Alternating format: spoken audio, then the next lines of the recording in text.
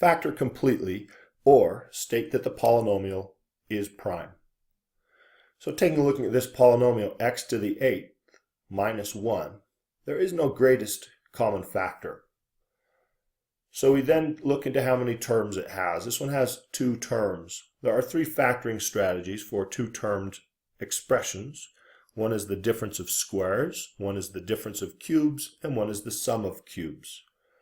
Because of the x to the 8th, this is not a cube problem.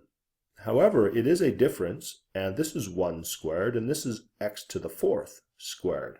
We have a difference of squares. So this factors into 2 binomial factors.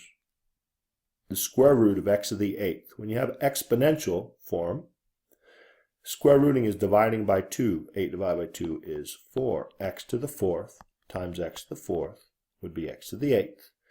Conjugates, 1 plus, 1 minus, and the cube root of 1 is 1. Okay, we look further. This is a sum, but not a sum of cubes. For 2-termed binomial factors or expressions, we don't have any sum of anything except for cubes for factoring. So we can't factor this one. This part is prime. Now the whole polynomial, this one is not prime, so we're already done with that answer because we factored it 1 step. Now the second binomial factor is a difference, and this is a cube again. Sorry, squares, difference of squares, because an even number can always be interpreted as a square. In order to interpret as a cube, it has to be divisible by 3, like 3, 6, 9, 12, etc. So we can factor this one further.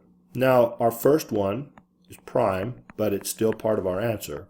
Now a binomial, 2 binomials, difference of squares, the square root, x squared, and x squared, 1's plus, 1's minus, and 1 times 1 is 1. Okay, this is a sum, but not of cubes, it's prime. This one's a difference of squares. Wow, that one goes further. So this x to the 4th plus 1 is now prime. The x squared plus 1 is prime, but we can factor the last one down a little further. Square roots x, x, opposite, conjugate signs, plus, minus, and 1. This is now prime because it's linear, and this one's prime because it's linear, and that is as far as we can factor this one. When it says factor completely, once you've factored one thing, take a look at each factor and see if you can factor that factor further, and just keep going until you can't go any further. I hope this helps.